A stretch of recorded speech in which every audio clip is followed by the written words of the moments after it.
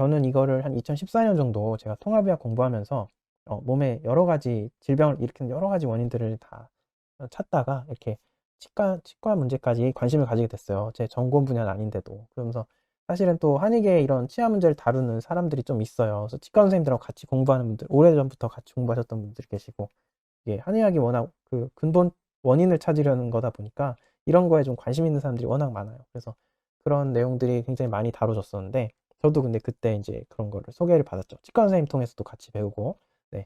그래서 이런 걸 알고 있는 또 치과 선생님들 중에서도 이런 데 관심 있는 분들이 있고, 그냥 치과니까 치과 문제만 관심 있는 분들이 있고 그래요. 근데 저는 하여튼 그런 통합의학적인 걸 하면서 이런 내용들을 다뤘고, 그리고 특히나 이제 오일 풀링 공부를 하면서 또 더 많이 알게 됐어요. 네, 오일 풀링은 아유르베다에서 나온 건데, 이렇게 치아 세균을 관리하는 또 프로그램이 있습니다. 뒤에서 설명을 드릴 거예요. 네.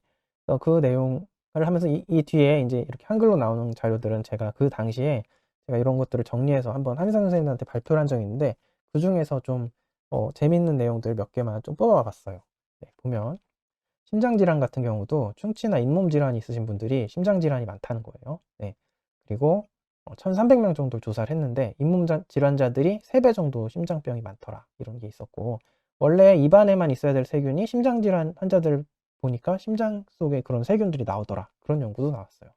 그리고 그 플라크라 그러는 동맥경화 유발하는 뇌졸중이나 이런 데 관련이 있죠. 어, 그 동맥경화를 유발하는데도 마찬가지로 치아세균이 발견되더라라는 연구도 있습니다, 추가적으로. 그리고 관절염에서는 예전부터 뼈를 조사를 해보면 관절염이 있는 뼈에는 항상 치과 질환이 같이 있었다라는 얘기가 있었고, 치과 치료를 하고 나서 관절염이 낫는 케이스들이 왕왕 있었다라는 얘기가 또 있었고요. 네, 앞서 나온 거랑 같은 맥락이죠. 폐질환 같은 경우도 마찬가지로 치아가 하나도 없는 사람들은 이상하게 폐 감염 증세가 거의 안 나타난다는 연구 결과도 있었고, 그러니까 이거는 어떤 생각을 해야 되냐면, 저희가 이제 코로나 바이러스에 대해서도 코로나가 중증으로 간 환자 중에 치과 문제가 좀 심한 사람들이 더 위험도가 높지 않을까, 그런 생각도 해볼 수는 있을 것 같아요. 만일에 이런 게 진짜 사실이라면. 그리고 천식에 대해서도, 천식은 원래 항생제로 치료할 게 아닌데 이상하게 항생제요법으로 6개월 정도 투여했을 때 호전된 경우가 많았다. 네, 그런 것도 어쩌면 치아세균과 관련이 있을 수 있다, 그런 연구도 있습니다. 네.